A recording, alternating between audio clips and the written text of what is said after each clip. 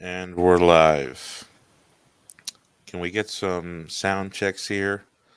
I'd just like to know if anybody could actually hear the audio. I'll give it a second.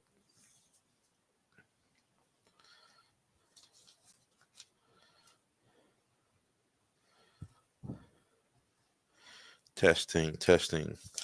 Doing audio checks. Just if anybody in the chat can confirm that they hear me, that'd be great. While I get my notes ready. I see your Mark's Excellency Kyle Marks, Chunky Crusader. If you can, okay. Let's see, we hear you. All right, so we have verification on sound. All right, well, welcome back, or welcome for the first time to Classical Christian Thought. I'm your host, Eric Ibarra. Today we have a fun show, a subject that I'm deeply interested in as a former Anglican. The title is Anglicans Against the Papacy and Their Gloss on the Mark of Unity. But first, some preliminary remarks as always. I'll be sipping on some wine. Those who are interested in what kind, this was a compromise I made with my wife. I like dry wine. She likes sweet wine. This jam jar, Sweet Shiraz, was actually a good middle ground for us to meet. It's kind of dry, kind of sweet. So that's what I'm sipping on periodically. I've got a plate over my cup or glass because occasionally I see bugs attracted to it. So some announcements. Those of you who've been watching, I have an update on the Stewart family. As you guys know, Dryden, their son, their second to youngest son, fought cancer for a number of months. Stephen Stewart, the father, is a really close friend of mine, and we've just been ecstatically happy at the results of the chemotherapy. And so a praise report is that the doctors have been testing Dryden and seeing almost 100% recovery now. The only things left are a couple of more incisions to do a few more tests. So they ask for your prayers on those procedures, that they would be safe. The other praise report is that they have raised all the money that they have needed to cover the hospital bills, which were astronomical. And some of the bills that they needed from being at the hospital 24/7 for almost 2 months. Stephen had to take leave of absence at work, and he had requested some charitable funds. He is pleased to announce through me, and I'm sure he's made this praise report elsewhere. They have exactly what they need to carry them over to January, which is what he needed, and that's when he'll re-enter work. So praise the Lord for the Stewart family.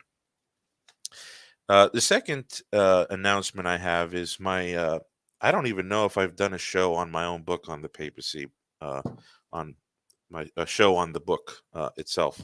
I think I did an intro, like a 19-minute intro video on it. But for those of you who are watching me on other channels, which is where I show up most of the time, I need to start paying attention more to my own show. I spent so long being spoiled with Michael Lofton, and with his editing skills and the audience that he built. I need to start building something up on my own here. So anyway, some updates about the Papacy book is it is an ebook form as well as hardback.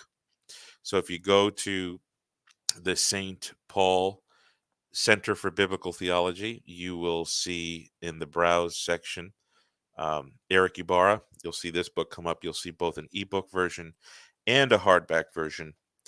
So that's the second announcement.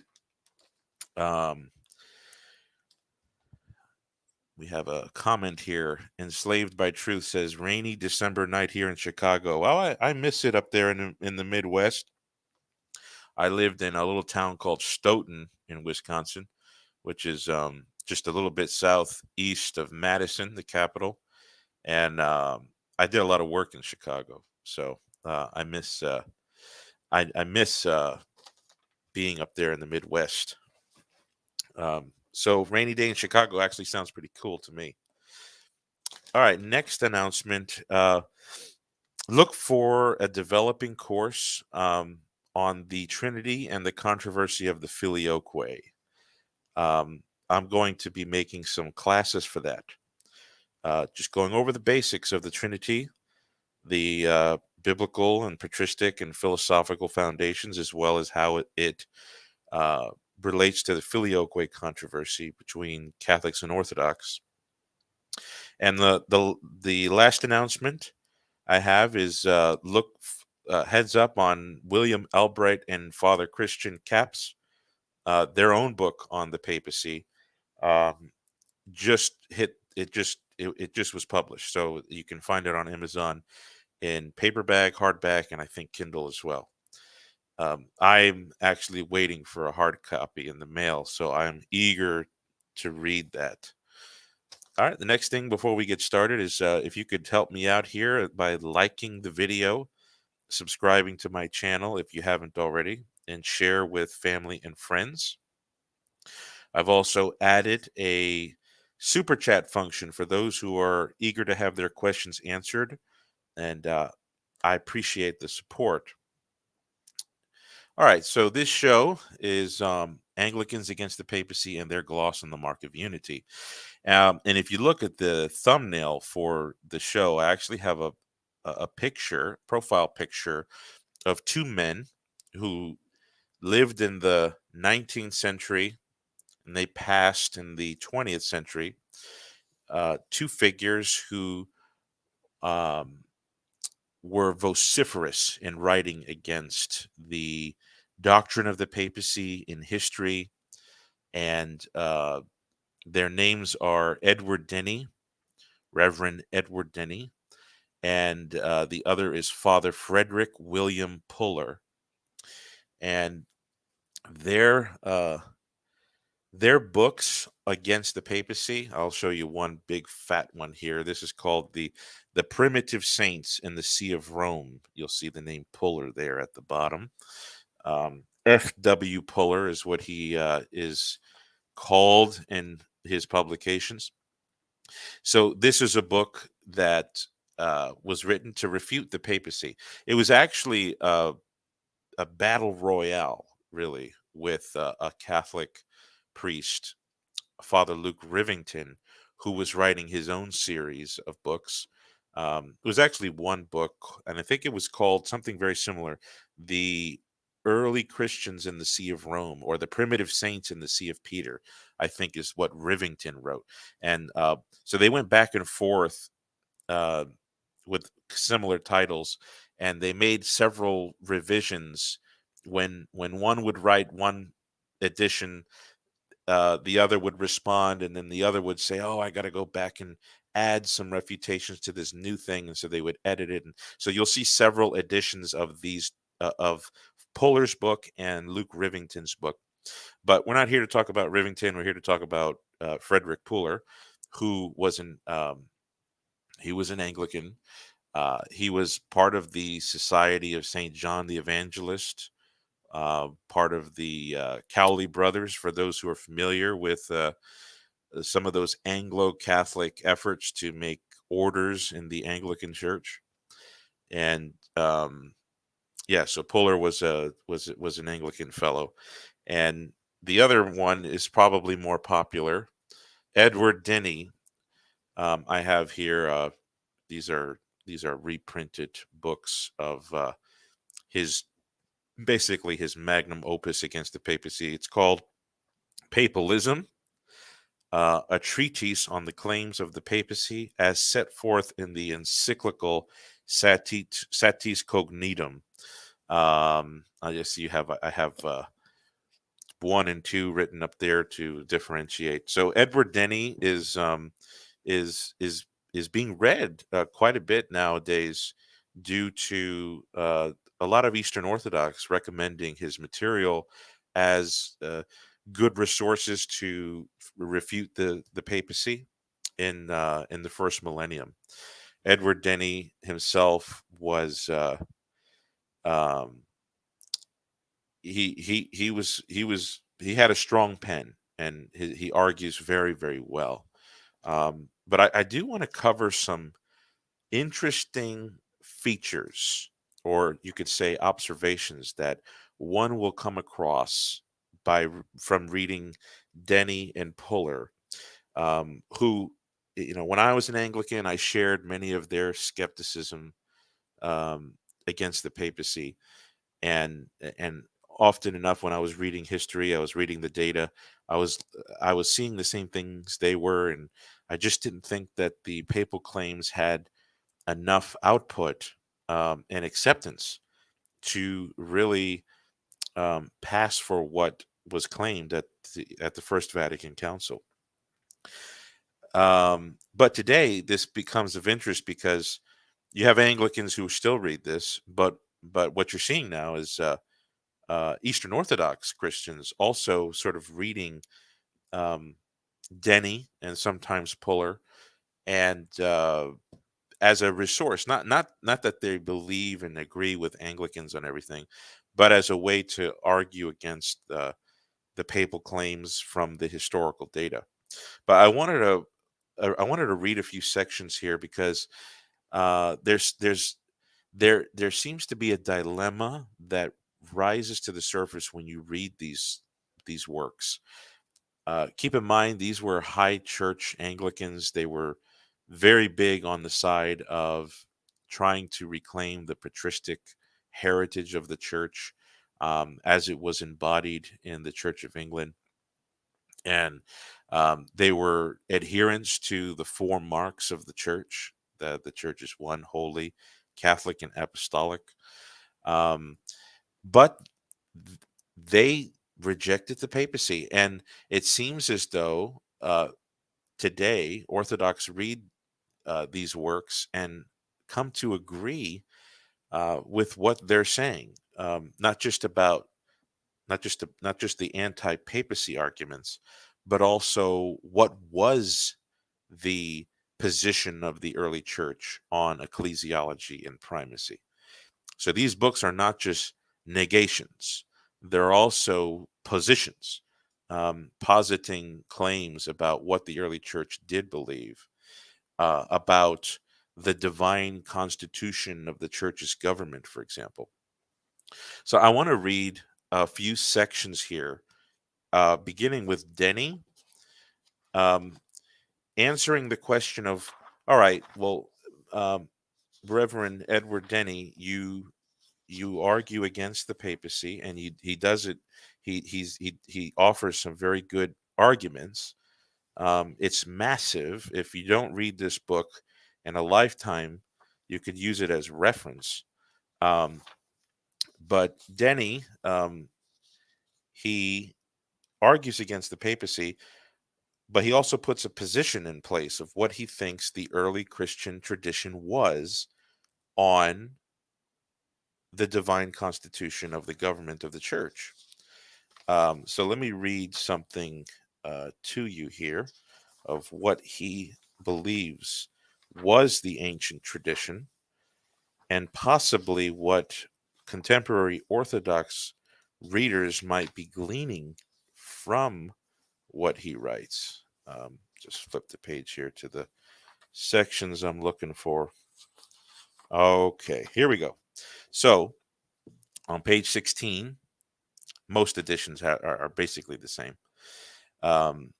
So on page 16, he answers the question, to whom did Christ commit the supreme authority of his church? Right? That's the question. Um, That's the question lurking throughout the book. To whom did Christ commit the supreme authority of his church? This is what Denney answers to this question on page 18. I quote, "No authority in the church superior to that of the apostolate is found in the New Testament." Close quote. All right. So for those listeners who don't know what the apostolate means, it's basically what, when we talk about apostolic succession and we refer to the episcopal government as the episcopate, ATE at the end, the episcopos, the episcopate, or the that's the governing body of bishops. Well, here Denney is referring to the apostolate, ATE at the end, which is talking about the governing body of the apostles.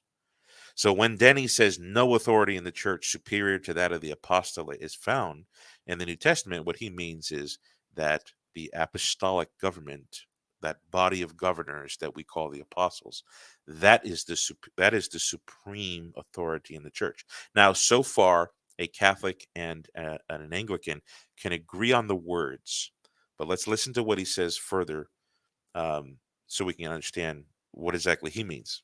All right, quote. "This, according to the terms of the commission, has been shown, is the supreme authority instituted by Christ in his church. And it is evident that such supreme authority must abide until the end of time, in order that by it Christ may exercise his power as king. The terms of the commission are such as to secure its continued existence by providing for the transmission to others of the same power in all its fullness which Christ delegated to his apostles." Close quote. Okay, so Denney here is saying that the apostolate, the apostolic college, is what I'll be referring to it as, is the supreme authority in the church, and that it was created by divine law, by Jesus Christ himself, so as to remain until the end of time. And for what purpose? So that through its continued existence, Christ might continue to exercise his power in the church and in the world as king, as Lord and Messiah. So far, that sounds really good to me as a Catholic. Let's keep going. Quote, "For as the grant of that power was absolute, it necessarily included that the same power of delegation which he exercised when he bestowed it upon them. To this indeed he himself testified when he promised that he would be with them always, even to the end of the world, a promise incapable of fulfillment if they had not the power of delegation, by which the abiding of the apostolate in the church throughout the world, throughout all time, could alone be secured." Close quote. So Denney answers this fundamental question as to what is the supreme authority in the church. It is the apostolate, and that the apostolate is supposed to endure until the end of time. It's supposed to be absolute, and it has to have continued existence. And because of that, there needs to be a successor to the apostolate. So this is the episcopate is the successor to the apostolate.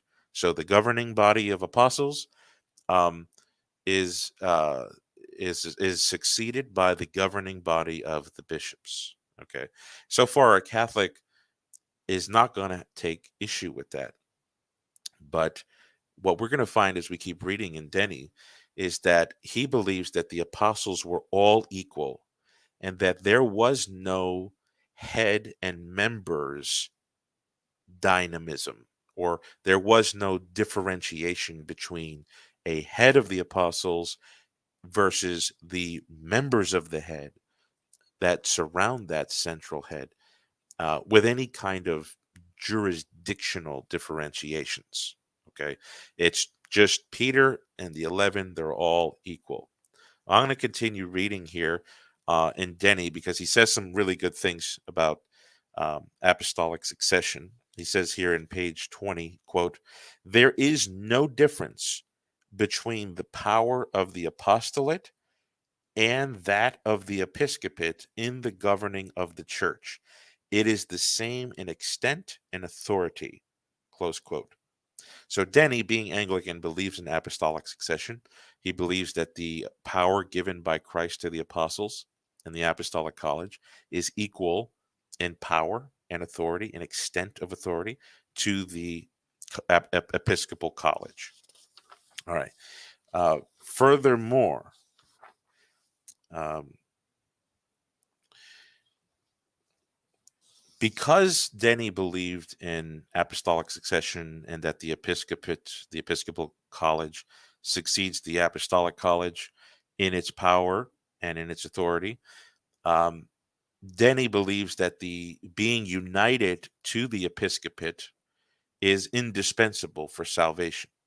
Okay, so in page 26, he gets more practical here on what it means to be saved in relation to this whole notion of apostolic succession. He says on page 26, quote, "Therefore, communion with the lawful bishop of a diocese," okay, that's going to be a bishop who succeeds the apostles, "is the means where those who dwell within its limits acknowledge and hold fast to the womb of the Catholic Church, in that through such communion they are in communion with the rest of the church, because the church, which is Catholic and one, is not separated nor divided, but is in truth connected and joined together by the cement of the bishops, mutually cleaving to each other, and there being one church from Christ throughout the whole world, divided into many members, and one episcopate diffused throughout an harmonious multitude of many bishops. The episcopate," then he says, "itself being one and undivided, is thus itself the instrument of unity, as well as the possessor of that supreme authority by which the unity is protected and preserved." Close quote. He goes on later in the same page, page 26, quote, "Hence we conclude," then he says, "that the supreme authority founded by Christ in the church is the one apostolate abiding to the end of time as the one episcopate." Close quote. Now, that sounds like really good stuff, right? Especially in our day and age when we're dealing with a lot of, you know, when trying to engage with Protestants, they reject a lot of these traditional notions here. But Denney is a traditional Anglican. He passed away in 1928, but he lived most of his time in the 19th century. And for him, apostolic succession is indispensable, and not only just apostolic succession, but the idea that the Episcopal College, it retains its unity and its supremacy of power that Christ gave to the governing body of the Apostolic College. And Denney recognizes that being in unity with the episcopate is indispensable. He quoted St. Cyprian before as I was reading, indispensable for salvation. Okay. But then in the next chapter, Denney denies that in the apostolate there is something of a divine primacy of St. Peter that has jurisdictional power over the church, over the apostles. And so for him, the apostolate is just a governing body of equals, and the episcopate is also a governing body of equals. Okay. So with that, he sees the Roman Catholic teaching, the Catholic Church's teaching throughout her whole history, especially in codified at Vatican I, as a departure of what he had just been saying here in the citations. Um, the other thing I'd like to point out that is an interesting feature and observation in Edward Denney is, as an Anglican, how does he sustain that the apostolate was one and had supreme authority to govern the church, and that the episcopate succeeds that unity and that supremacy of power and authority, um, if the church is divided? Does he think that the Church of England is the sole property of this of the apostolic succession? Elsewhere in the book, Papalism, he's very clear that he does not believe that. He believes that the church did end up breaking down in its episcopal ministry, first with the Eastern churches and the Western churches. So he would definitely say that the Eastern Orthodox are part of the episcopate. He would not deny that the Catholic Church is a valid church, that it has valid bishops. And he also wrote a book on the valid orders of the Anglican Church. And so in the preface of the book, he actually prays for the restoration of unity of the episcopate and of the church. He says that um, he hopes that steps are taken towards the restoration of the intercommunion between the various portions of the one holy Catholic and Apostolic Church. And later on in the same page, this is on page 13 of the preface, he says that he hopes that the separated branches of the Church of Christ can come together. So let me summarize here for what I've been saying in the last, 15 minutes or so.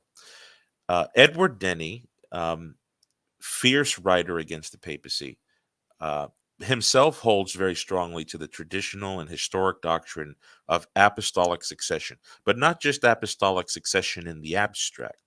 He believes that Christ personally gave supreme power and authority to the apostles as a unity, and that unity is succeeded and it's inherited by the successor of the apostolate, which is the episcopate. And so the episcopate is the means through which Christ exercises his power in the world, his saving power in teaching, sanctifying, and governing with discipline and command the flock entrusted to him by the Father. And yet at the same time, and Denney is very adamant that this has to be a continued existence all the way to the end of time, because the promise of our Lord says, I will be with you even always to the end of the age. And yet he also believes that the episcopate had broken apart into branches and is legitimately live and active in the Church of England, in the Catholic Church, all of its all 23 churches and Eastern rites, and the Eastern Orthodox Church. And I would assume he would extend that not just to the Byzantines, to the Greek Orthodox that takes up the 14 autocephalous bodies today, the Eastern Orthodox Church. I think he'd also extend that to the Oriental Orthodox and the Church of the East. So what we have here is Denney's saying that he believes Christ created the apostolate and the episcopate as the means through which the unity of the church would be secure, through authority, through the power of teaching, through the power of sacraments. And yet it has broken apart into these different bodies that contradict each other in faith. So there's a difference in teaching, difference in many ways. The sacraments, the Church of England and the Catholic Church do not share the same doctrine of the sacraments, the same doctrine of church discipline and governance. So this is an interesting feature in Denney's writings. What it shows is that Denney already allowed this idea that what Christ originally created, what he originally promised, was severely mitigated, if not completely failed. Um, because if the episcopate doesn't retain its unity, then in a sense, Christ's promise to the church that that the gates of hell would not prevail against it is severely injured, if not just done away with, because you've got a valid episcopate in all these different churches that have excommunicated one another, right? If you read the 16th century, the Church of England is clear that the Catholic Church has fallen into gross errors, and the Catholic Church is mutually of the same mind that the Church of England entered into both heresy and schism. Um, and the Eastern Orthodox Church has accused the Catholic Church of going into heresy and schism because of the filioque, the use of unleavened bread, and various other doctrines, especially the papacy, and the Oriental Orthodox and the Church of the East, at least in the 5th, 6th, 7th, and 8th centuries, all the way up to the modern era, had believed that each other had a different Christological teaching, which justified their severances from each other. Okay, so you've got all these divisions, right? And Denney looks at all these divisions and says all these are valid branches of the one apostolate. And the reason why we know that this is incoherent with what he says Christ established and with what he said had to last until the end of time is if we just imagine if the same division that he sees in the episcopate and which he says is legitimate were to go back and exist in the apostolate. Can can you imagine what it would have been like if at the Council of Jerusalem or on the day of Pentecost, Peter and James went their own direction, John and Philip went in another direction, and the apostles broke into 3 or 4 branches, mutually excommunicated each other, and decided to run different Christian missionary activity in different directions. That's an abortion of the promise of Christ. The promise of Christ would completely just be destroyed by that. You know, that kind of division ruins the visibility of the church. It ruins the what Denney himself recognized is the necessary unity of the church, and yet there seems to be an inconsistency in his thought by this embrace of the branch theory. And it just always dawned on me is how can Anglicans, especially Anglo Catholics, who are adamant on teaching the old traditional creedal unum sanctum, the one holy Catholic and Apostolic Church, how could they so easily accept the legitimacy of the division, the breakdown into parts of the Episcopal College in Anglicanism, Episcopal Church, Catholicism, Orthodoxy, Oriental Orthodoxy, and the Church of the East, if they're not willing to say that that could have happened during the apostolate within the 12 apostles?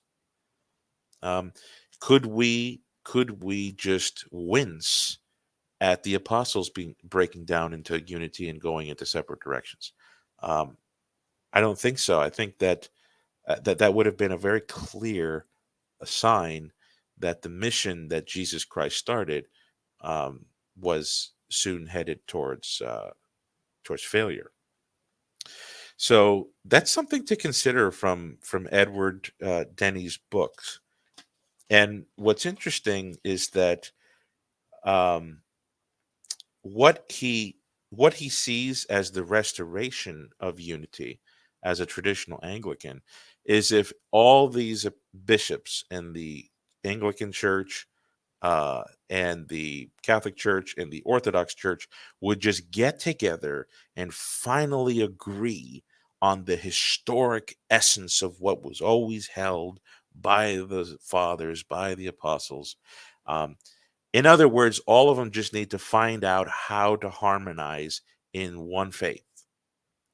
And yet, what seems to persist for centuries now, for 1,500 years for the church, the churches of the Oriental Orthodox and the Church of the East, what has persisted for 1,000 years between the Byzantine Orthodox and the Catholic Church, and then what has now persisted for 500 years between the Catholic Church and the Church of England and its Anglican and Episcopal offshoots.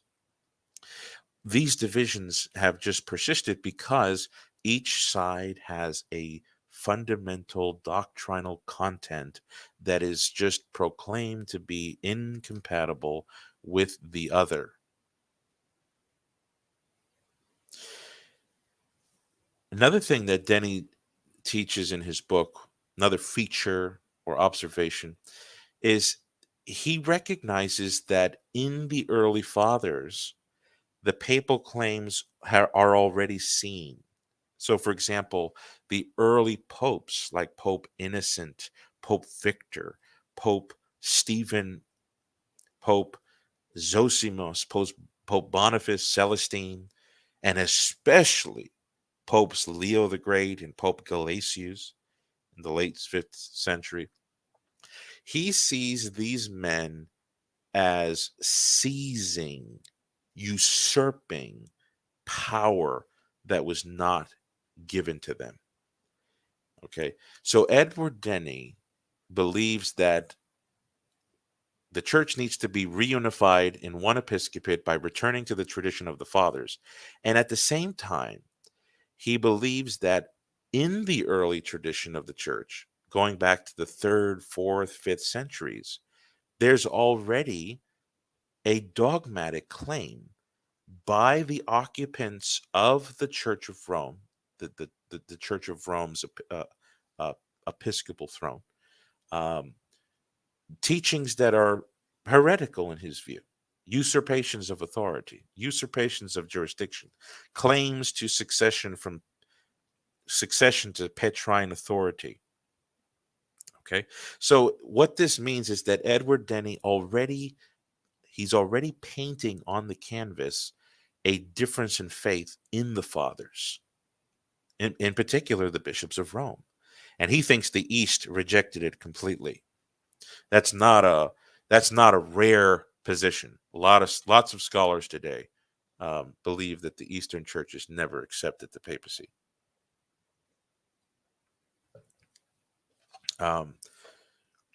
But Denney is aware that the bishops of Rome, at least, were making these claims, and they were making it in such a way that they persevered in it.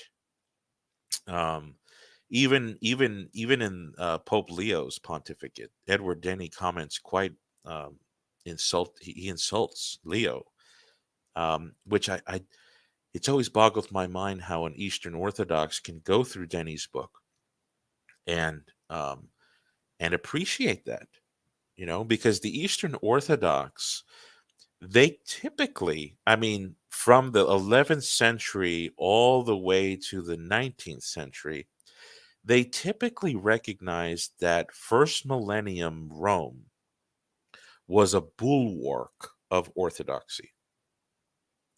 So, for example, if you read the great famous encyclical of 1848 called the Great Patriarchal Encyclical that was written in Constantinople, they admit that the first 1,000 years, the Apostolic See of Rome was a champion in the Orthodox Church. They even cited Irenaeus's claim that all must agree with the Church of Rome because of its preeminent authority. They actually cited Irenaeus and that statement as characteristic of the Roman Church in the first 10 centuries. Of course, in the 11th century, everything goes bad. Filioquists, Asimists, Papalists, Purgatorialists, and the list goes on. I just had a show with Dr. Tia Kolbaba on the Byzantine lists, and her other book on inventing Latin heretics, the Filioque in the 9th century. So notice the divergence there between Edward Denney and the traditional Orthodox biography of the Church of Rome.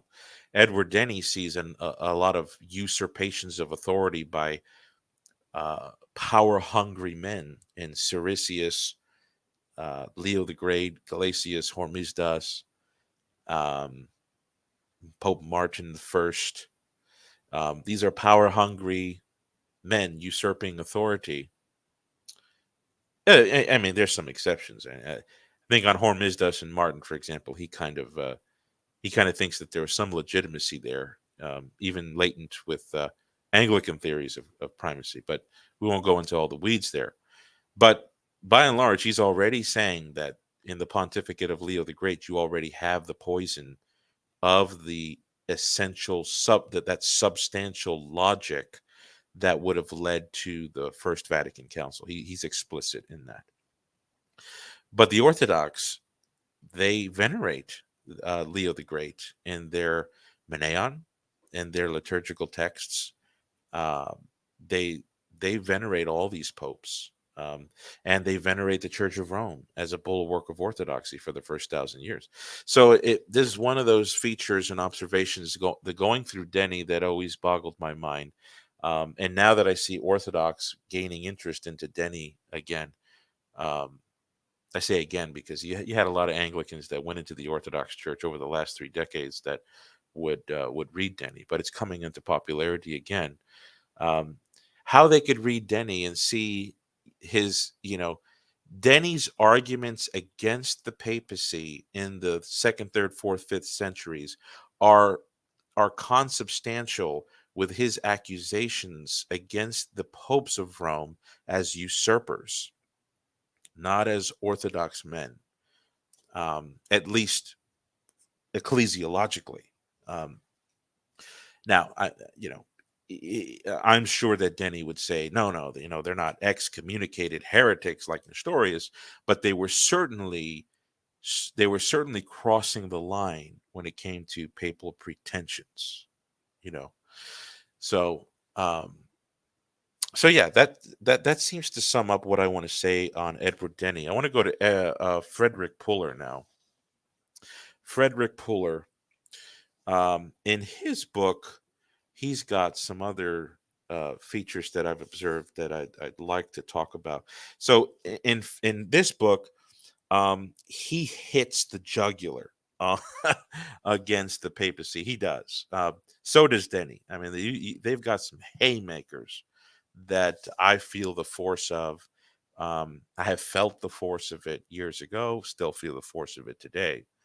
Um, Now, by saying that, I'm not saying that I don't have reasons that would prevent me from tracing along with their conclusions, but I still can say that they put up a good match on in these arguments against the Vatican I doctrine of the papacy in history. But in any case, Frederick Puller, he goes for the jugular because what he really focuses on is the Melitian schism in the 4th century. This is the uh, heart-wrenching schism that took place in the See of Antioch, following the separation of East and West after the Council of Sardica in 343.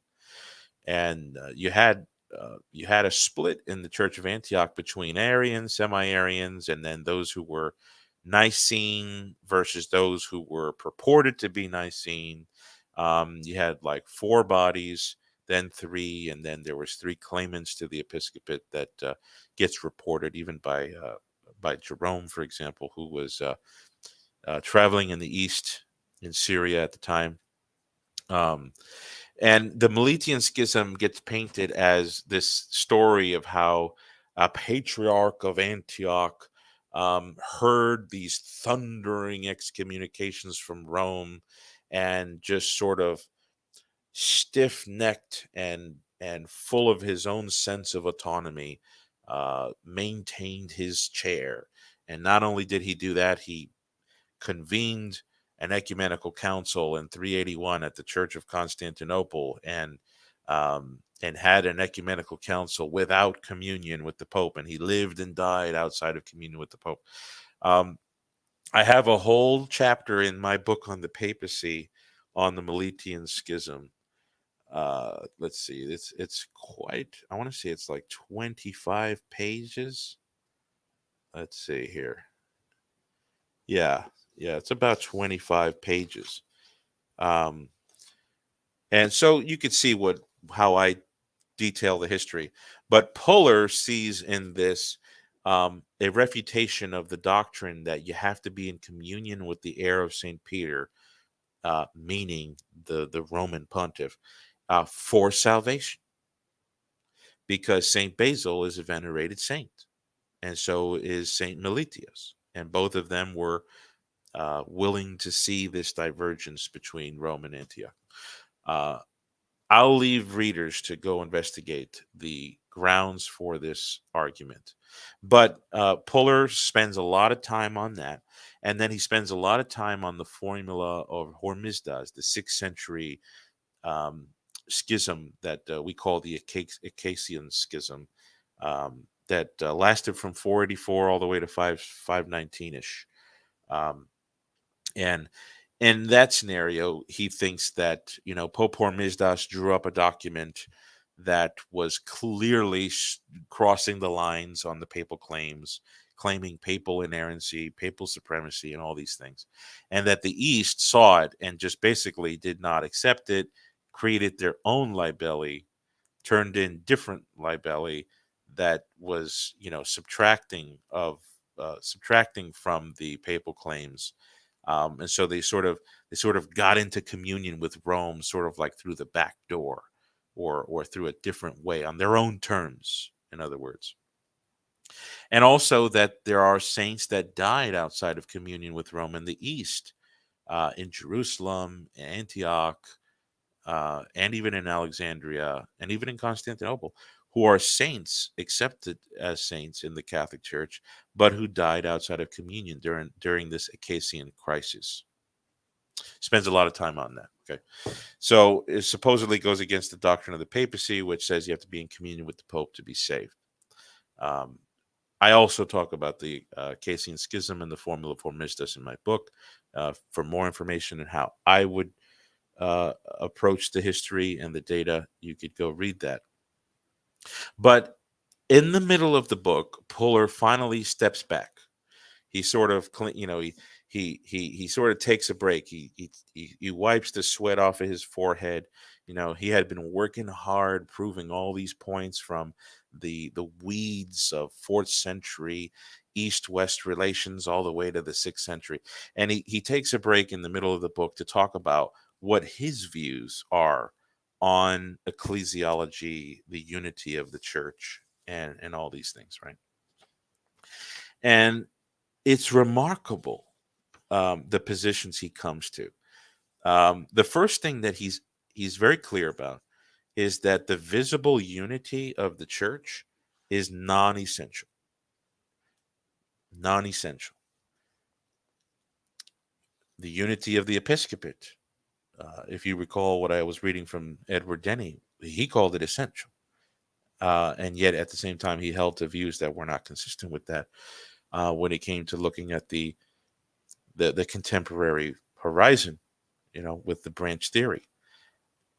Puller is a little bit more consistent. He sees how he cannot hold the essential necessity or indispensability of outward visible unity of the episcopate and hold to his basic thesis in the book, which is to argue that the papacy is false. And so for him, it's fundamental that there's an invisible underlying essential unity. This is on page 218 of his book, The Primitive Saints. There's an invisible underlying unity between the episcopal bodies of the East and West, and then now between West and West with Rome and England. and the Episcopalians. Uh, and but that outward unity is not indispensable. It's not even something that is essential. Not even something that is mandated by law of practicality. You know, he admits that it's a good idea. It's the ideal, but it's not necessary. And of course, he goes back into history and he sees that there's all kinds of schisms. There's the Church of the East that came out from the Nestorian supporters in Persia, and then that grew out towards the Far East. Then you have the Oriental Orthodox, and you've got the Eastern Orthodox, and you've got all these schisms, and there was breaks in communion between Rome and Constantinople, Rome and the other sees of the East, periodically in the first millennium, and yet there are saints on both sides of all these schisms. Not everyone was condemned. It wasn't like like a like a like a power cord that's plugged into the outlet. If you're out of communion, all the power of the connection to the main is destroyed. It's not like that, and even Catholics today would admit it's not like that. But that's for another subject and at a different time. But so he sees this as, well, outward visibility, outward unity can't be necessary. And it's interesting because you start to see Eastern Orthodox being more accepting of this in recent years. So, for example, if you read some of their old confessions, some of the old decrees from even second millennium pan-Orthodox synods, the Orthodox are adamant on the visible unity of the Church. If you read the Catechism of Peter Mogila, for example, which has been accepted by conciliar decree, and is widely referred to as a traditional statement, that teaches the essential unity of the Church. But it also recognizes that from time to time there might be, due to misunderstandings, political wars, and there might be suspensions in communion, um, with from one church to the next. Um, but by and large, the Orthodox Church has been adamant on the necessity of outward unity, even if it recognizes that there could be temporary internal suspensions of communion, um, which it's already we're already testing the limits there, because in the first millennium, when you look at this, many of the saints didn't view it that way. They viewed it as soon as the schism becomes something of a that people are aware of it and they talk about it, it's the issue, the resolution is introduced, and you have people on one side not accepting that resolution, then you've got culpable schism. They were quite brutal in the first millennium. um, but even popes in the first millennium recognized that those who lived and died outside of communion with Rome, if they were not culpably outside of communion with Rome, it would not redound to their certain anathematization. Um, so even Roman Catholic in the Catholic Church, we could recognize that. And yes, even despite the decrees of Pope Boniface VIII and Pope Eugenius the Fourth, um, at the Council of Florence. But this is interesting that Polar is going way off and just saying that essential unity is not a mark. In fact, um, he follows through with his understanding that the early Church of Rome, was a usurper. It did try to usurp jurisdiction that was never given to her. This whole legend about Christ giving Peter the power of jurisdiction to govern the church, and that it redounds to successors, lineal successors, and the Roman bishopric. It's all a legend. Wasn't it was Peter wasn't even the head of the apostles. Edward Denney doesn't even believe that Christ established Peter as the head of the apostles, despite the fact that it's all throughout the seven ecumenical councils. But Polar here recognizes that there was no unity even in the early centuries of the church. Church of Rome had its views. The Church of the East had its views. Pope Leo the Great, for example, is definitely not embodying the truth of the apostolic tradition as Father Frederick Puller understands it as an Anglican. Then he compares the church to the history of Israel, just like the church, just like the people of Israel divided between the two kingdoms, north and south. He says that just like pride and usurping authority led to the divisions of the east, of the north and the south, so also the popes of Rome, because of their power hungry intention, slowly broke away unity from the east. And so you've got he says that the unification of the churches won't happen perfectly until the end of time. And in some sense he's right about that. But the kind of division that he's allowing to stretch back this far, this wide, and this perseveringly between East and West is going way outside the boundaries that any Catholic or any Orthodox could ever agree with.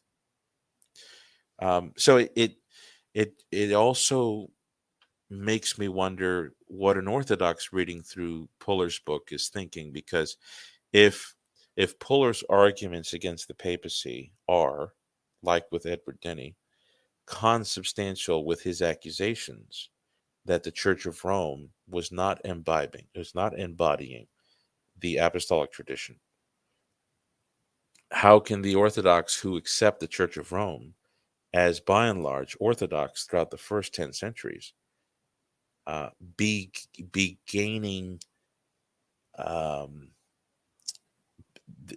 finding credibility in Puller or Denney in the anti-papal quest? Do you see what I'm trying to say? So that's pretty much what I want to say about Puller and Denney. There are other Anglicans that you can read. Of course, I'm a former Anglican, so um, I still read Anglican authors, and I still read the older ones. So Edward Denney, Frederick Puller are two classics. Um, there's also another genius that's worth reading if you're interested in how the fire was put to the toes of Catholics in the 19th century. So Edward Pusey, E.B. Pusey, E.B. being the initials there for his first and middle name. He was a colleague of Newman in the 1800s. He was a chief participant in the Oxford movement. And I've got several books of his, and not the old. I wish I had some originals. I would love to get those big, thick, brown hardbacks, even with all the pages just falling apart. I just love those. But I've got some reprints of letters going back and forth between Cardinal Newman and Edward Pusey. Some of the most challenging arguments against Catholic doctrine on the papacy and Mariology, for example. There's Beresford Kidd. I actually recommend this book for those who are studying the issue of the papacy. Beresford J. Kidd, Doctor of Divinity. He was a warden of Keble College in Oxford, and he was a chaplain to the bishops of London and Oxford. And this came out in, I think, 1936. And this is actually a pretty neat book, obviously arguing against the papacy, but the concessions are more interesting than the arguments. Let me just get a sip of wine. The concessions are more interesting than the arguments contra. This is another book, The Church of Rome by Richard Hanson. Richard Hanson is well-known scholar of the patristics. He wrote a famous book, In Search for the Doctrine of God, studying early Christology. And Reginald Fuller, this is a co-authored book, The Church of Rome, a Dissuasive. Another firecracker from the Anglicans. I remember when I was an Anglican, one book that I actually enjoyed, and this I do have one of these old copies with the pages that are falling apart. This book is called The Constitutional Authority of Bishops in the Catholic Church. This is by the Reverend A. Theodore Wergman, put it out by Longmans Green and Company. This is an old book. Came out in 1899. The Constitutional Authority of Bishops in the Catholic Church. And of course, as an Anglican, for him, the Catholic Church is the three branches: the Anglicans, the Catholics, and the Eastern Orthodox. There's some other books by Anglicans on the early government of the church, the episcopate. So Henry B. Sweet wrote a book. He's actually the editor of a number of essays on the early history of the church and the ministry. That's actually the title. So if you're looking there on the screen, you'll see that one. Another one you could look at is the famous Kenneth Kirk put out he put out an edition. He was an editor. This is by Hodder and Stoughton. It's called The Apostolic Ministry, Essays on the History and the Doctrine of the Episcopacy. And you'll see here in the front page, you've got contributions by good old Dom Gregory Dix. And then you've also got Trevor Jalond in there. So yeah, and then you've got Ferrer, and I thought I could have swore there was someone else that was good in there. It's worth getting to understand lots of truths from history and how Anglicans see things.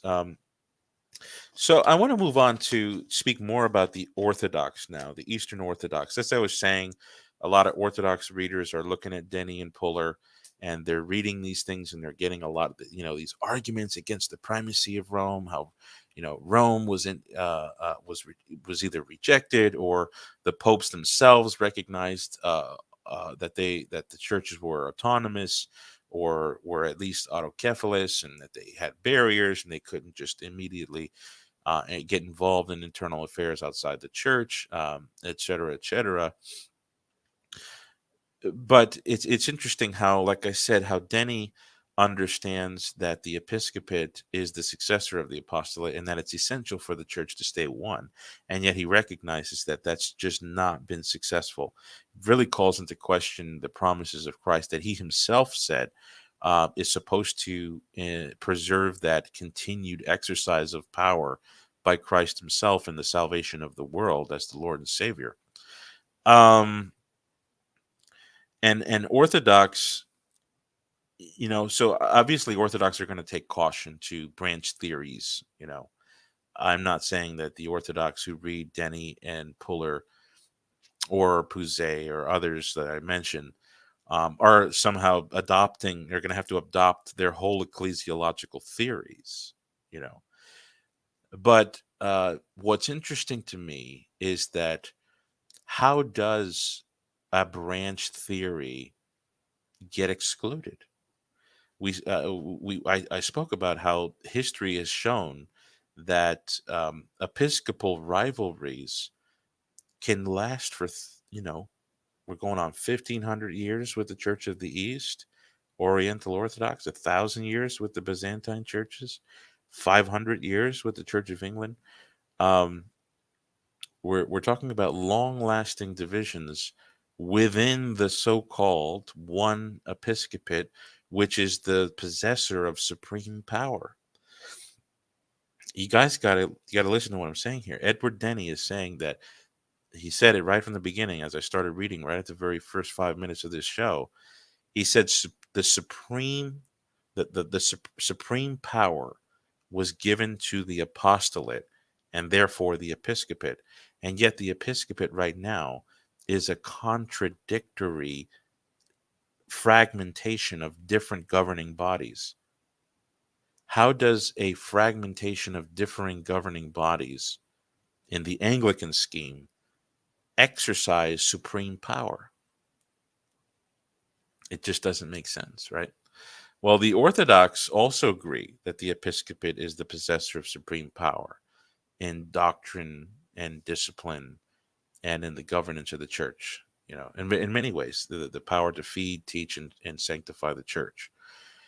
And but the Orthodox do they exhibit the contrary from the Church of England? In other words, Anglicans are all sold nowadays on the branch theory. They're not shy, they're not hiding about it at all, and they haven't been for hundreds of years. The Orthodox, however, have been adamant that that's a heresy. The branch theory is a heresy. But do the Orthodox exhibit the contrary? In other words, do they show a present and active and lively exhibition of supreme power in the apostolate, through which, like Denney said, Christ continues to exercise his power in the world to save souls? And we have to be careful in answering this question, because a lot of Catholics will go outside the bounds. They'll say, oh, the Orthodox are all divided. There's the Church of Russia, there's the Church of Constantinople, there's the Church of Georgia, there's the Church of Greece, there's the Church of Cyprus, and all these different churches, and they're all ethnically divided. They're not united. So see, look, they're divided just like the Anglicans, and they have to believe in an effective branch theory anyway. What a caricature. Let's stop that. We need to stop that as Catholics. As I've said in other places, other interviews, these ethnic divisions, these ethnic markers they're not signs of division, especially if those ethnicities are in communion under one faith and one government. For goodness sakes, the seven ecumenical councils referred to the two halves of Christendom as the Latins and the Greeks. They were ethnically divided in the so-called one undivided first millennium, right? So ethnic divisions is not is not an automatic signification that they're all divided. So we got to stop that, okay? If you're wanting to become Orthodox and the only church around you is the Orthodox, the Japanese Eastern Orthodox, join the Japanese Eastern Orthodox. They're linked up with all the other churches in the world. So I want to be delicate in answering this question that I'm posing here: is do the Eastern Orthodox, who reject the papacy, find a lot of strength from writers like Puller and Denney? Do they exhibit the contrary of what Denney sees as inevitable, which is a workable branch theory, a fragmentation in the supreme possessor of authority created by Christ himself in the apostolate and the episcopate? So the first way we could look at this question is, have they had councils since the schism? So without the Roman pontiff, without the benefits of the era of St. Peter, the Roman pontiff, have they had councils? Okay. Yes, they have. They have. We cannot deny this. They have been able to gather. Now, granted, they're not the same as the first seven ecumenical councils. I would say that in the second millennium, the pan-Orthodox synods that the Eastern Orthodox have held, which, what are they? I'm going off the top of my head here. The Council of Jassy, the 1600s, the Council of Jerusalem, and the 17. That's in the 17th century. That's all I can think of. But they've had other synods which are local, which have arisen to universal acceptance. Now, for example, the Palamite synods, right? Held in the 14th century. I believe they were held either in Constantinople or Thessaloniki. I can't recall. But those were local councils. Yes, They were manhandled by imperial power, very similar to like the Second and Fifth Ecumenical Councils. But um, the pan-Orthodox synods that they've had, the Council of Jassy, the Council of Jerusalem, 1672, even those were not, they didn't have all the Eastern Patriarchs, if I recall. But nevertheless, everybody was in harmony with the decrees.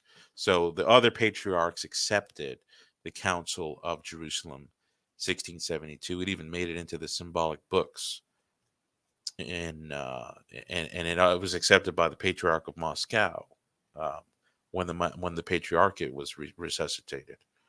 Um, so the Eastern Orthodox have managed to do these things, but in many ways, the procedure of those councils were more by accident.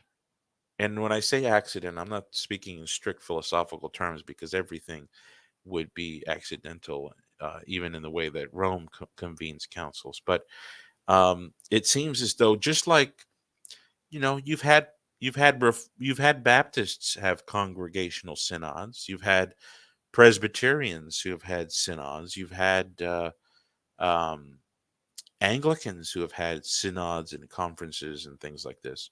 And so just the idea of being able to get together and score something with unanimity doesn't itself mean that you are retaining ecclesiological principles that would be reflective of what even Denney or the Catholic Church would admit about apostolic succession. So just the fact that they've accomplished these events is not immediately, it's not a trophy to hold up, for example, that, oh, look, see, the Orthodox they're capable of unity under the power of the episcopate, just like the Catholic Church is. Because a lot of those synods were, they're much smaller, than, and they lacked the kind of prestige that the first millennium understood as an ecumenical council, regardless of their statuses as pan-Orthodox, and regardless of their eventual acceptances by the wider hierarchy in the Orthodox Church.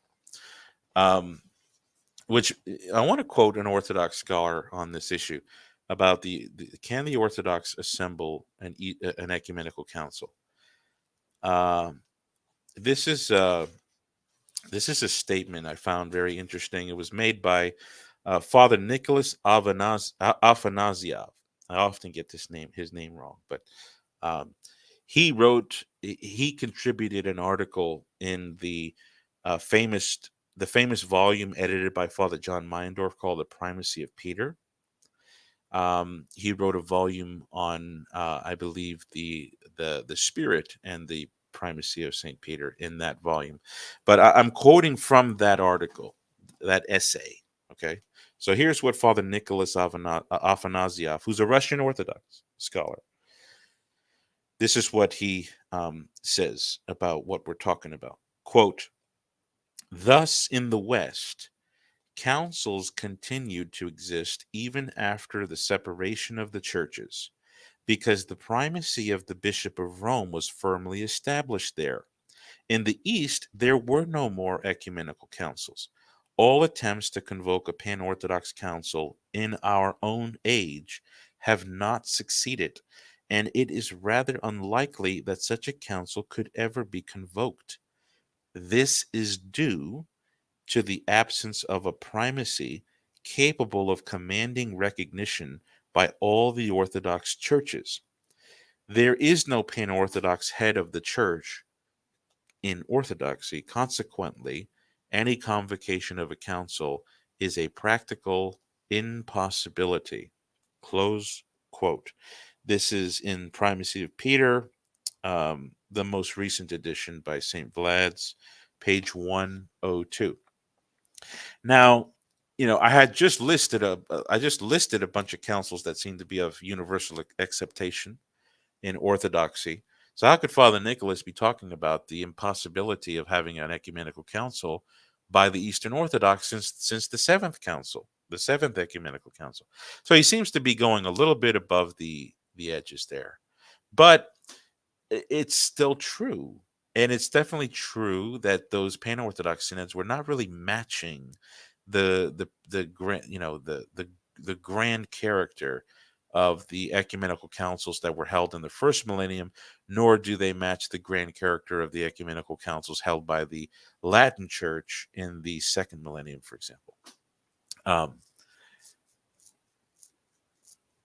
Father Nicholas is referred to his own age. He's talking about the Pan-Orthodox Synod that had been 100 years in the making in the 20th century.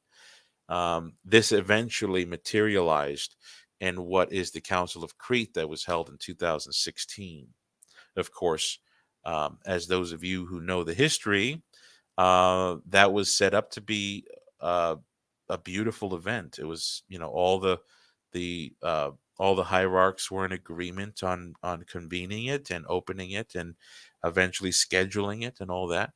But at the end, four churches, including Moscow or the Russian Orthodox Church, pulled out, which in the minds of most lay Orthodox and most of the clerical order and many of the scholars, that takes away the pan-Orthodox status of the Council of Crete in 2016.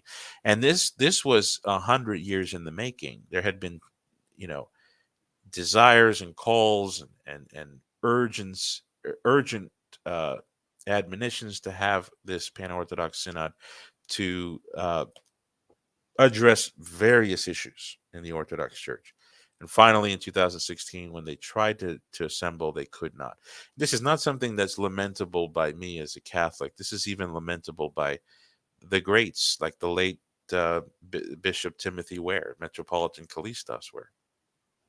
He was adamant in several public addresses that this was is a sign of weakness in the Orthodox Church, and he even contrasted it with how when Pope John the 23rd wanted to call a council, the Second Vatican Council, it happened. It was convened, it was planned, convened, and it happened.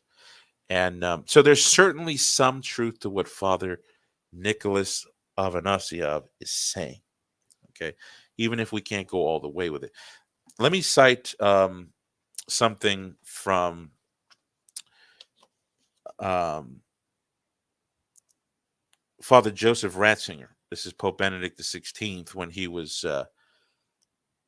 prefect of the CDF. Which, by the way, just something that reminds me here, because you'll hear Eastern Orthodox today say that Father Joseph Ratzinger basically admits that the Eastern Orthodox Church, they're holding to the tradition of the first millennium, whereas the Catholic Church, they came up with developments that invented new things in the second millennium. Well, I'm going to quote Father Ratzinger here on something related to this issue of the Orthodox Church being able to convene ecumenical councils after the schism with the West.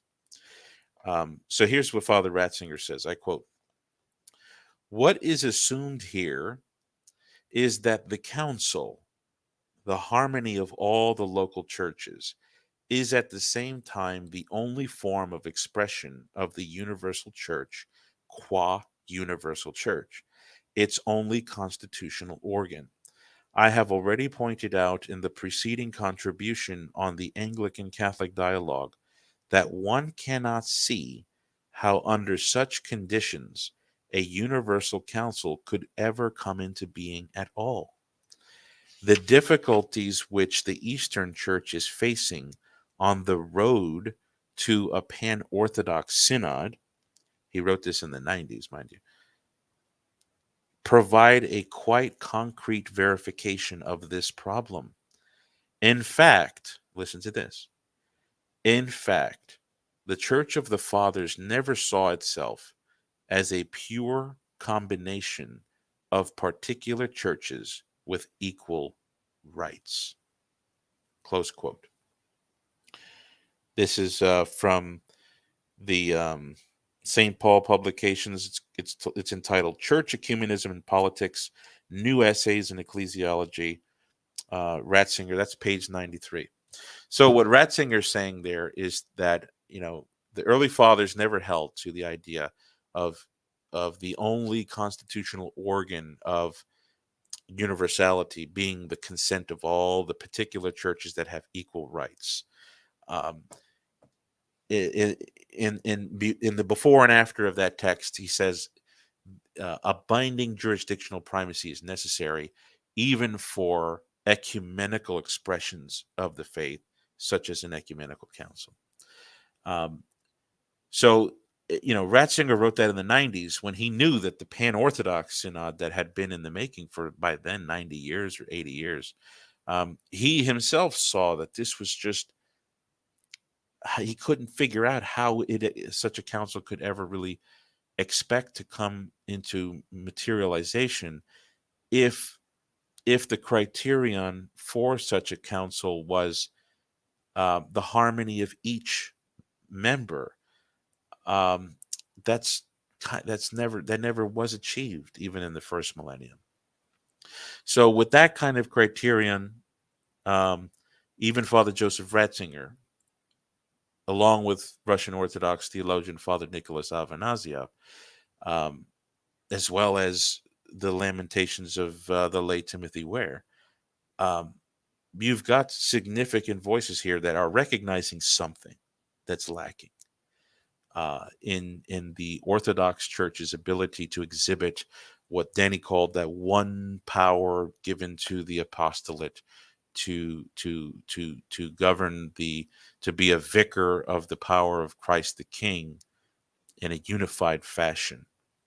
So that gets us further into this answer of how we should answer this question. Do the Orthodox exhibit the contrary of what Edward Denney was admitting is in existence through the branch theory? I'll let you guys I'll let you, the listeners, answer, but in my opinion, the Orthodox are in a state of severe difficulty. In my book on the papacy, towards the end, I do speak about the potency of this observation that the Orthodox Church has not been able to hold a pan-Orthodox council, and again, the councils that they've had in the past, they could almost be analogous with some of the councils that were had by Presbyterians or Anglicans in the last 500 years. And even today, you've got a lot of huge efforts like the Gospel Coalition. You've got Together for the Gospel. You've got other things in the evangelical Protestant world where you have these grand, there's this grand unanimity. There's a unified vision. That in and of itself does not mean that you're carrying the living principles of how to exhibit a coherent power supposedly given by Christ to the apostolate, then the episcopate, to govern the church, tend, feed, sanctify, etc., in a unified fashion that maintains the unity of the faith and the bond of peace that the early church spoke about. Now, we could talk about that. That doesn't settle the matter. So those who are listening and might have questions about this or that, trust me, I know that, and those are good questions, and we can tend to them if you'd like. I can't be too comprehensive in such a short amount of time about this, but the last thing I wanted to talk about was the issue of conciliarism in the Catholic Church. And I'm not talking about conciliarism that the like the synod on synodality. I'm talking about the historic debates that came about in the 13th, 14th, and 15th centuries on conciliarism versus papalism. Okay, it's a little known secret that even in the Catholic West, after popes such as Innocent III, and even at the zenith of Eugenius IV, that several Catholics in good standing, several Catholic bishops, archbishops, scholars, professors of theology, uh, did not hold that the Pope could speak binding infallible decrees ex cathedra without the consent of the bishops of the wider church. So before the First Vatican Council made that dogmatic, there was liberty in many ways. There was liberty before the 1600s on how an ecumenical council it could judge a pope, for example. So um, the issue of the papacy is not it's not that simple. Okay, you've got a long development. Now that doesn't mean that we went from autocephalism in the early church to ultra papalism at Vatican I. No, no. As Ratzinger even said, Vatican I exhibits itself substantially in the early centuries of the church. And what has unfolded is clarity on the terms, and further insights on what is necessary to the office of primacy on a universal level.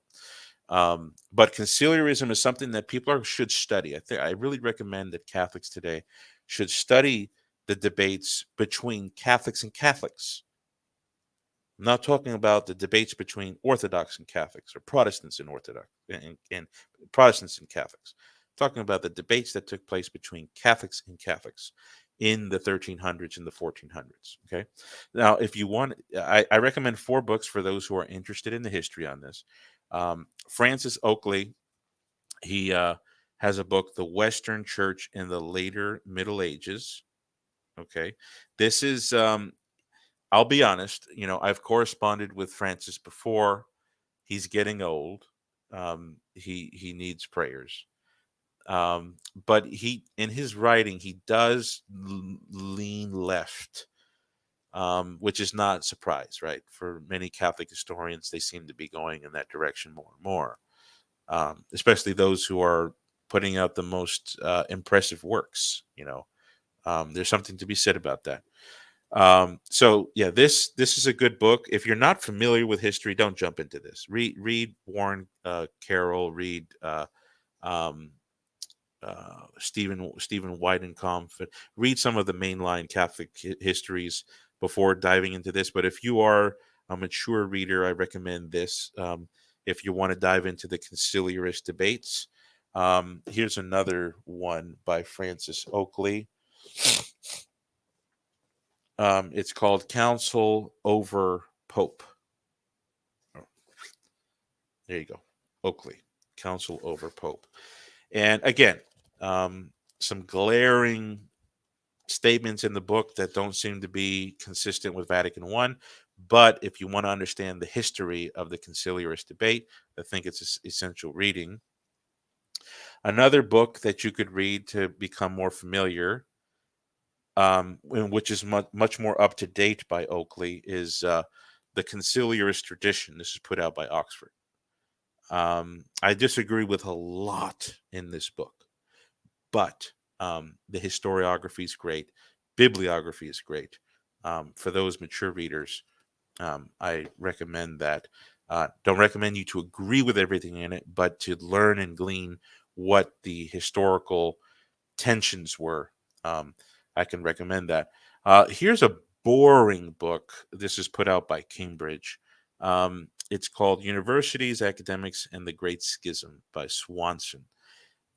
This goes over the theoretical foundations of conciliarist thinking, going back to the professors and theologians at the University of Paris that were there before and during the crises of the Great Western Schism. So the councils of Pisa and Constance and Basel. A very boring read. I don't know how I could never get through this in one sitting. That's for sure. If you can, all the more power to you. And the last one I would recommend is The Consensus of the Church and Papal Infallibility, a study in the background of Vatican I by Richard F. Costigan, Jesuit. He's an SJ. Okay, so what I would say after that is that conciliarism is basically done. Okay, the debates for conciliarism are pretty much crucified now, because you've got an ecumenical council, which is what the conciliarists said is the possessor of supreme and immediate power from Jesus Christ. You have an ecumenical council, the First Vatican Council, which decrees that the Pope could issue ex cathedra decrees without first acquiring the permission from the consent of the church. So you've got the papacy being infallibly ratified by the conciliarist machinery. Do you see? So conciliarism is in the coffin for good. And there's really no more leg to stand either, because they can't rewind history, right? They believe that Christ is leading the church through these ecumenical councils. So conciliarism in the Catholic Church there's just no way you can resurrect the idea without saying that an ecumenical council erred in the faith. And if you believe that Vatican I erred in the faith, and yet it was unanimously received by the overwhelming majority of the bishops of Vatican I, it's been accepted by all Catholics today. If you accept that an ecumenical council like that can err in the faith, then you don't even have any more grounds to stand on to teach your conciliarism. At that point, the whole farm is gone. Nonetheless, Vatican II did a really good job of balancing the issue of papalism that was taught at Vatican I.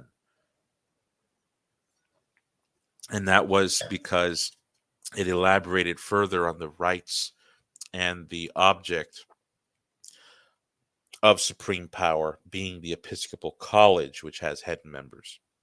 We don't have any time to go into Vatican II, but if you read Lumen Gentium, it's a wonderful document, fascinating document when it comes to the hierarchical definition of the Catholic Church. All right, so I can take some questions. I know it's late, but if anybody wants to ask any questions, feel free to use the super chats to help me out. I would appreciate that. Family would appreciate that. I don't see any questions. So if you did throw any questions at me earlier, you could send them now.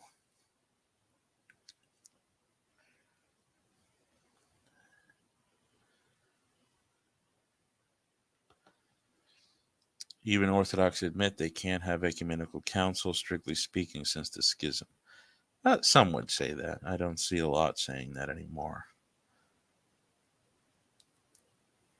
I think if they're going to take serious the session at the Council of Nicaea 787, which required all the patriarchs, including the Apostolic See of Rome, which it said was the law of synods, the law of councils, to have either the Roman pontiff present or his legate.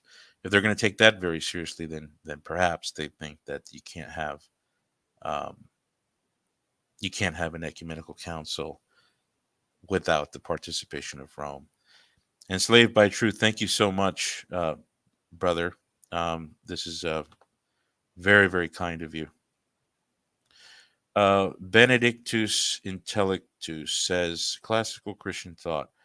What do you mean Oakley is leaning left and that good historians do that and that there's something to be said about that? Well, what I mean by that is, well, first let me take that in pieces, right? So left leaning, what I mean by that is that a line has been created with the Vatican dogmas on the papacy. And, the idea is for us to walk the straight line on those definitions. Now, what I find is that some of these historians, especially the more modern historians, they don't agree with the Vatican Council's definition. And even if they don't explicitly say it, what they'll do is they'll speak loud in their histories prior to the Vatican Council on how the church believed otherwise. Do you see? So it kind of goes against the historical foundations that the Vatican Council itself said were there for the basis of its own decrees. And this is this is public information now, but Francis Oakley gave a lecture, and I think you could find it on YouTube, where I think he comes just about out and says that the Council of Constance's decree on conciliarism is a true legitimate conciliar decree, which I don't know how that would not clash with the First Vatican Council. I'm not an expert in this area, especially on that decree, Haec Synodus, or Haec Sancta Synodus. So he's said some statements that seem like he doesn't agree with Vatican I. That's what I mean. Good historians, meaning that they're very accurate, even if they are showing a lack of awareness. For example, Oakley, I think, shows a lack of awareness in his book, The Conciliarist Tradition. He shows a severe lack of awareness of the papal claims in the first millennium, and sort of just like says the Eastern view is what the whole view was the whole time, which is it's ridiculous. You don't even need to be Catholic to admit that that's not the case. Yet several Protestant historians and Orthodox historians, and I flood my book with citations from such historians that can admit otherwise than what Oakley has said. And what I mean by there's something to be said about that is that sometimes you have Catholic historians. I'll give you one example, and I hate to do this because I think the man was such a good guy. Warren Carroll, the great five volumes on Catholic history. In my opinion, he kind of he stretches things when it comes to areas that would threaten the historicity of Catholic teaching. Instead of allowing the facts stand for themselves, it sounds like he kind of goes overboard trying to save the Catholic Church its historicity. And I know where he's coming from, and I'm sure he did it with with pure intentions. But I think that we need to get past this idea that there's no challenges in history against Catholicism. This aimless confidence that I see sometimes in Catholics, where it's like everything in history is Catholic. Every bit of every angle, every corner, and every dot, every dotted I and crossed T was Roman Catholic, was a reflection of Catholic dogma. That's just not the case. And so I said there's something to say about that, because you've got all these really good historians that are trying to be objective, and many of them are coming to recognize that it wasn't all that easy, wasn't all that consistent in history. So that's what I mean by that. Ivan Spaziano. Agree upon different Orthodox sects and populations that arguments have no sense. Also, Catholics have national Episcopal failing conferences. All knows that the matter with them is ideological and Pope.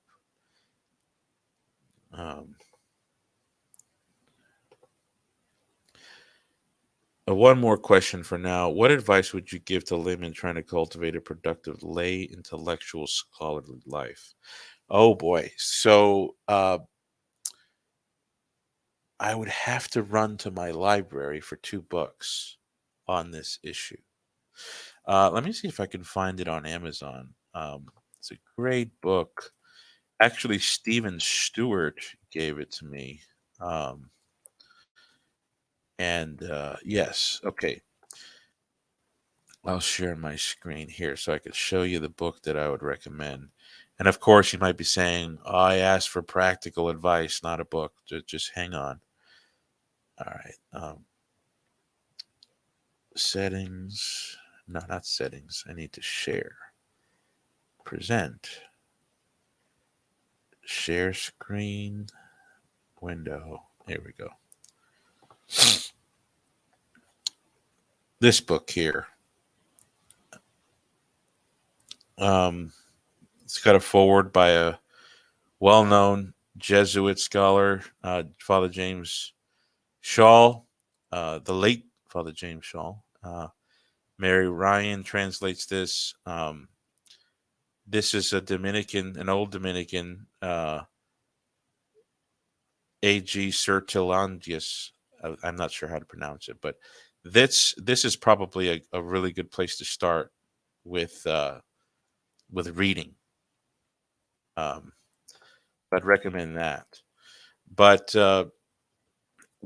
what's very important about being a productive layperson is going back to the basics of what Christian living is. And if you're not, you've got to maximize on the virtues. And if you find yourself failing at the virtues, then your book consumption, article consumption, keyboard output, and publication output should go more on the minor. And you should focus more on maximizing on virtues so that you can exhibit good Christian behavior, a good Christian character. That's first and foremost, because getting into the scholarship of apologetics and history and doctrine, it's a feast for the flesh. And if you don't have your flesh mastered, at least, to some good degree, you're going to find yourself being the same old fallen man in theological discussion that you were when you were swinging punches at the bar. It just comes out differently. And so you got to maximize on the basics of the Christian life. Go right back to the first word of the gospel. What's the first word of the gospel? Repent, for the kingdom of heaven is at hand. Repent and believe the gospel. Mark 1:16, 1:15, 16. What's repentance? Interestingly enough, I don't see a lot of Catholics understanding what repentance is or what penance is. Living a virtuous life, there's so many books out there. But reading the New Testament and understanding all of the major exhortations on what we need to put on and what we need to put off. Paul's all about that. Put off this, put off this, put off this, put on this, put on this, put off the flesh, put on the Lord Jesus. Put away all lying and evil speaking. Put on, one in particular is the manner of speech, like Ephesians chapter 4 talks about. Let no obscene language proceed out of your mouth. I understand the debates behind that. But what I see in Catholic social media today, Catholic and Orthodox and Protestants, it's just not very good for cultivating a good intellectual scholarly life. But to get more into the practical side of things, if you're ready for it, I think that you need to have balance. You need to have a balance. You can't just read 20 books in a week and then pretend like you know everything there is to know about a subject. You have to be patient and always understand that even if you feel like you've mastered a subject, always at least force yourself to get the sense that, or get the consciousness that you're still a novice. I find that by doing that, I've found areas where I was wrong, where I thought I was super right about. And boy, it would have been bad if I would have been bombastic or prideful about it.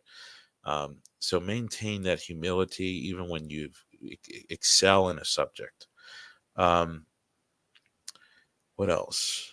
Productive lay intellectual scholarly life. Having a good reading schedule is very good as well. Um, you don't want to just read bits of books. Of course, if there's a bad book, move on. But I got into a bad habit years ago of reading a book, reading one page in a book, reading another page in another book, and I would never finish these books. I'd go on for 2-3 years, never finishing books. And I found I wasted a lot of time because I didn't even remember the small snippets that I read.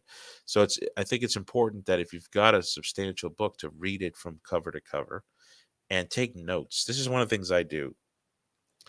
The way I read books is I will summarize chapters with sentences on the margins. And then when one chapter is done, I make use of the white space to summarize the chapter. So I do that for paragraphs and chapters. So that way, when I revisit the book, I can just look at my notes throughout the chapters to get an idea. I can even give a lecture on the book just by going through my notes, and that'll save me hours from reading the whole thing. The other thing is, if you want specific citations from a book, go to the front cover. I might even have done that. And if you go through my library, you'll find that I have like notes at the front of my books. I think here I have one in the back. The page numbers. Anytime I have like a nugget citation that I'd like to remember and not forget, I'll put the page number and the subject right next to it by the covers. So that way I can say, oh, what did I find in this book that was really impactful? Well, I got the page number. Now I don't even need to flip through pages. So that saves a lot of time. Boy, man, we could go on and on about this question. Trying to cultivate a productive lay intellectual scholarly life. Getting to know good people who are smarter than you. Don't hang around people who are just learning from you, because you will never grow and you can never find out where you're in error. So for me, what I have done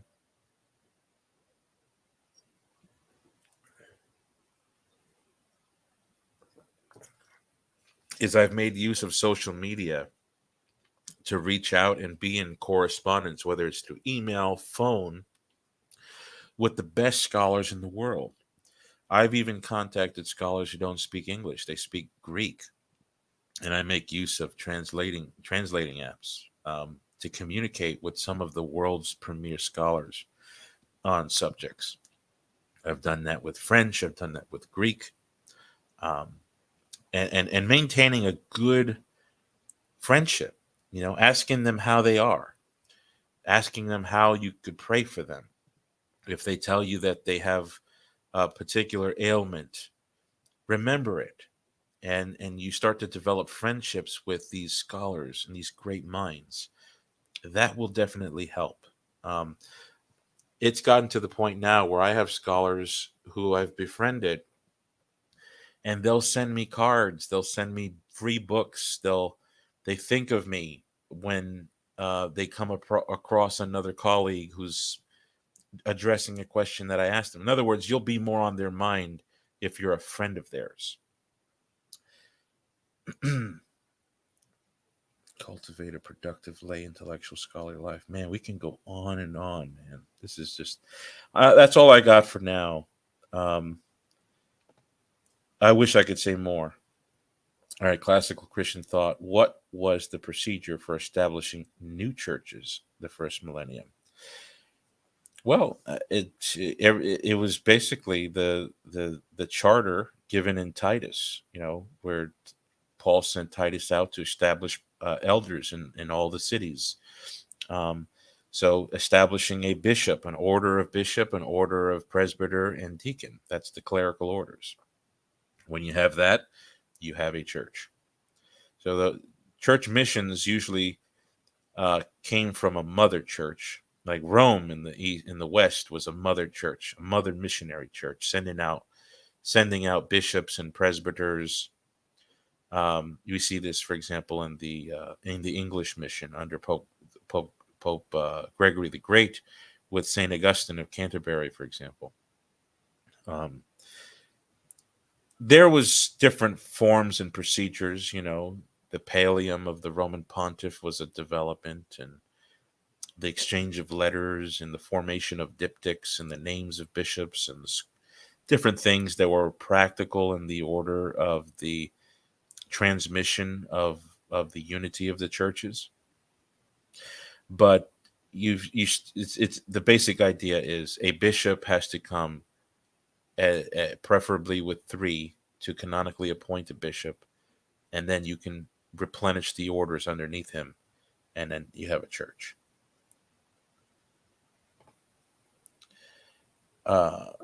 What is the early patristic source that clearly states that Pope was appointed by divine right? Well, all right, so patristic, okay, because I would say it goes back to Scripture with the appointment of St. Peter, but the earliest patristic source that clearly states, I would say the earliest source that clearly states, right? So your question has some refinements to it, because I think that there are statements that are not so clear, but are close to being unmistakable, that are early. But I would say the first time is through a hostile witness.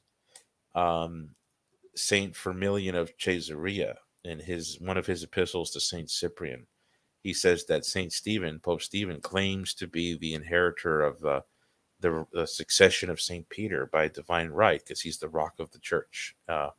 So direct reference to Matthew 16. So that's 255, 256, 3rd century.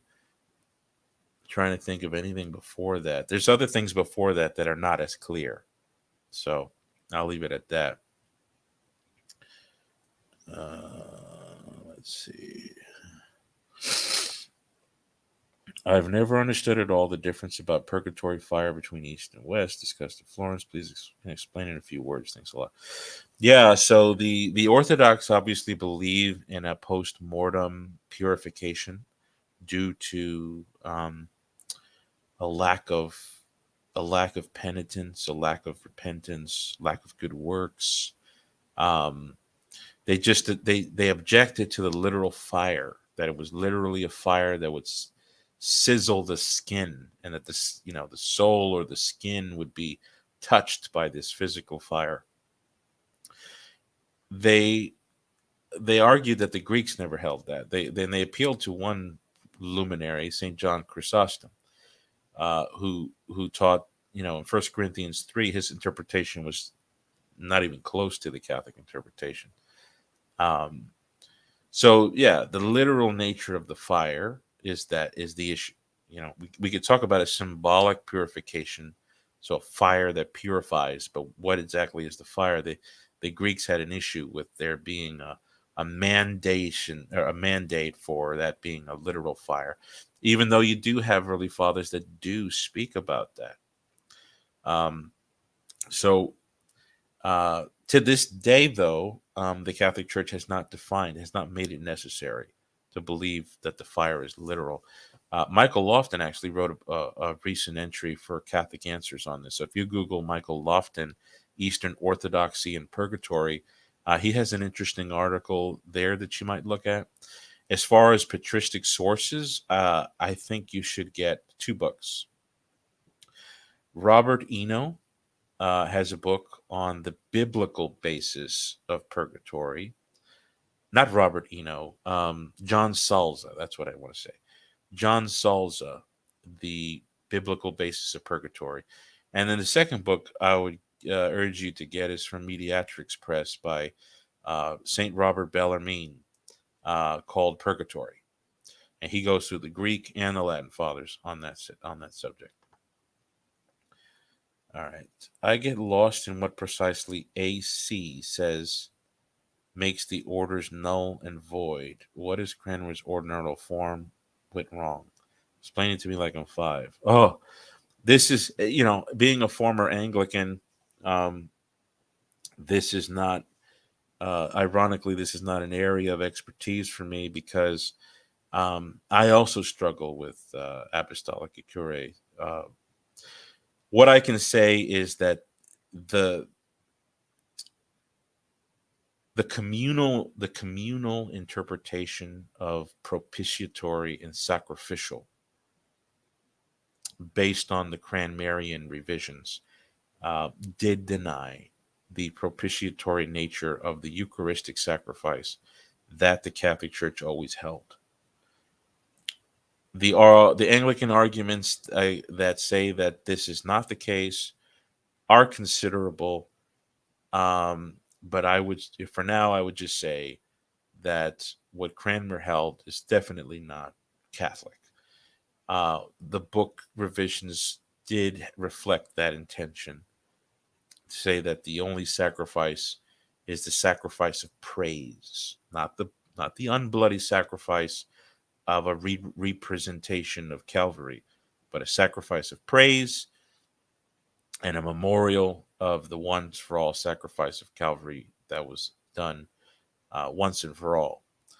Um, some Anglicans will shoot back and talk about how, you know, there were orders that did keep to the communal interpretation of propitiatory sacrifice. And um, apostolic, the Pope Leo the 13th was speaking to the times.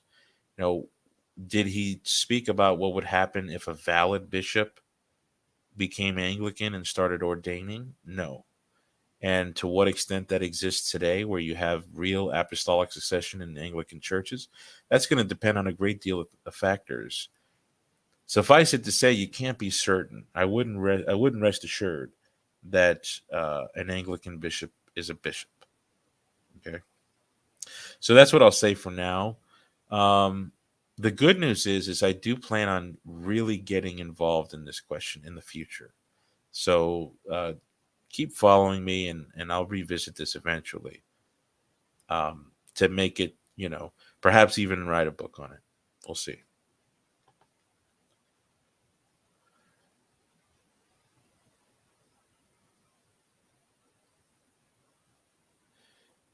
All right, guys. Well, it's getting late here. I'm gonna cut it off for now.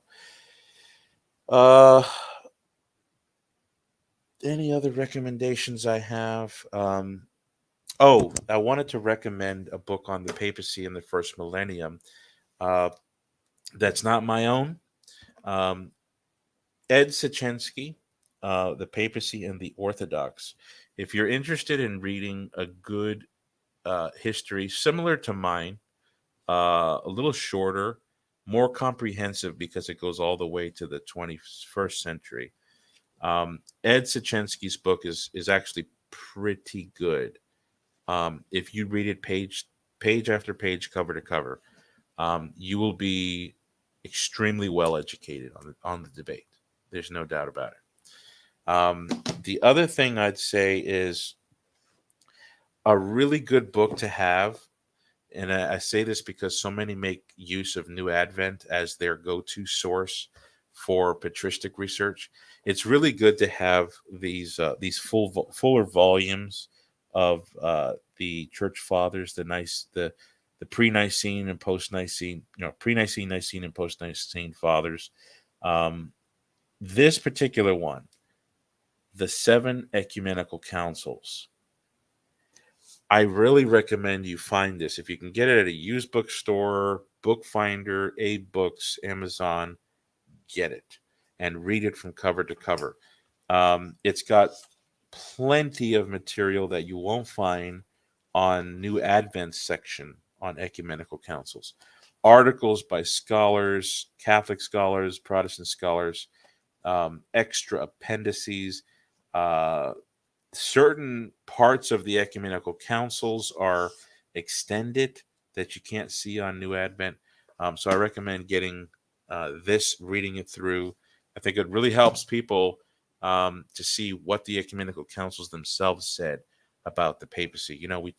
We opened this show talking about Edward Denney and Father Frederick Puller, and today a lot of Orthodox get this sense that they're overwhelmed, with this idea that Newman introduced this idea of inventing new doctrines, and so they think that Newman admitted that the papacy is not there in the first millennium, so you have to appeal to development of doctrine in order to close the gap between the history and Vatican I. But if you read this book, you couldn't possibly come to that conclusion. So I recommend that. So the other thing I'd like to say, this is the last thing. I keep speaking here. I need to stop. But one more thing, and that is that I noticed that there are a lot of Catholics that are troubled about the state of the church right now. Many are leaving the church. Many are not going to church anymore, but they stay Catholic in name. They go to the Orthodox world, and then that's introduces them to a lot of other things. But what I notice is that a lot of people, and if you're one of them listening, it's very easy to take out your hurt on other people, and we see this happening online a lot. You've got Catholics who are severely hurt by what's going on in the church, and so that when they go to the Orthodox Church, part of their therapeutic recovery is being sort of violent against Catholics online, because even the face of a Catholic brings back this neurological memory of what it's like to be a Catholic and the hurt that they experienced, and so they tend to be more like a viper against Catholics as a way to keep up the therapy of their own recovery.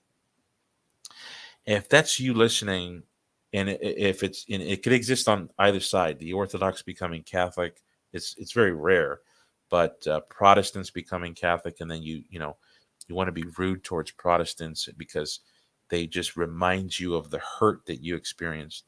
That is something to keep an eye on.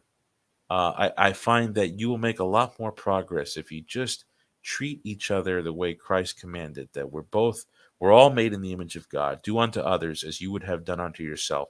If you say hi to your friends, what good is it? Even the heathen do that. If you love your enemies, you do well. Okay, so I don't consider Orthodox my enemies. Orthodox should not consider Catholics their enemies. And yet, what we see with this warring online is just atrocious. So I just want to give a brief exhortation to the law of Jesus Christ on how to conduct ourselves. So, and with that, I end.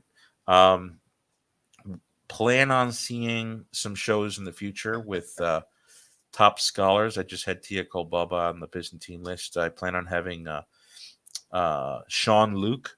He's a graduate student at Trinity Evangelical. We're going to talk about prima scriptura versus sola scriptura versus perhaps material sufficiency, part and views in the Catholic world. And I plan on having the course on the Filioque, and I also plan on having a talk on Protestantism, probably either tomorrow or this weekend. So keep an eye on that. I'll put it up on YouTube as a forecast. So thank you again, brother. I really appreciate that. May God bless you. All right, everybody. God bless you. We'll anything you'd like to add, put in the comments. I'll try my best to get to. Adios.